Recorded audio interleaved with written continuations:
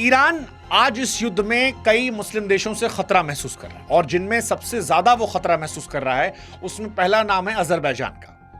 Iran की नजरों में अजरबैजान अब एक पड़ोसी देश नहीं है, वो इजराइल का एक फौजी अड्डा बन चुका है।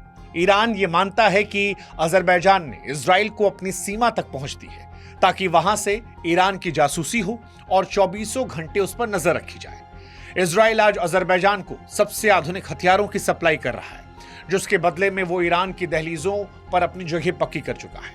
वहीं हाल के दिनों में जॉर्डन के बर्ताव ने ईरान को और गहरी चोट पहुंचाई।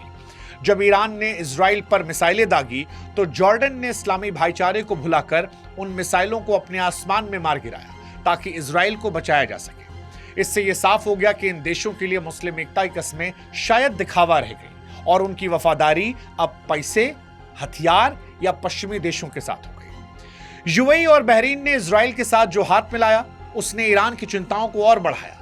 उधर कतर और कुवैत जैसे देशों में बैठे अमेरिका के बड़े फौजी अड्डे ईरान के लिए एक सिरदर्द भी हो गए हैं और इसी धोखे और विश्वासघात की वजह से ईरान अब बौखलाया हुआ है। दुबई के मशहूर फेयरमाउंट होटल में जो आग की लपटें दिखाई पड़ी, बुर्ज अल अरब के पास जो धमाके हुए जिसमें 3 मौतें अबू धाबी में हुई, 58 लोग घायल हुए, ये तमाम वो शहर थे जो दुनिया की सबसे सुरक्षित जगह थी।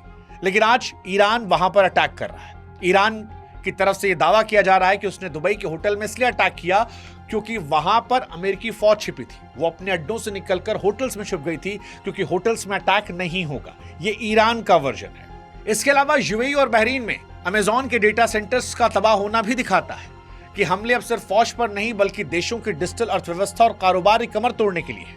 और इन सब के बीच में जो विडंबना है वो ये कि मुस्लिम देश जिसमें सऊदी अरब, यूएई, कतर, जॉर्डन, इन सब ने अमेरिका के साथ मिलकर एक साझा बयान जारी किया कि ईरान के इन हमलों को वो अंधाधुंध और लापरवाह बता रहे हैं। यानी ये मुल्क जो है ये खुलकर अमेरिका और इजराइल का साथ दे रहे हैं और ईरान पर सवाल उठा रहे हैं।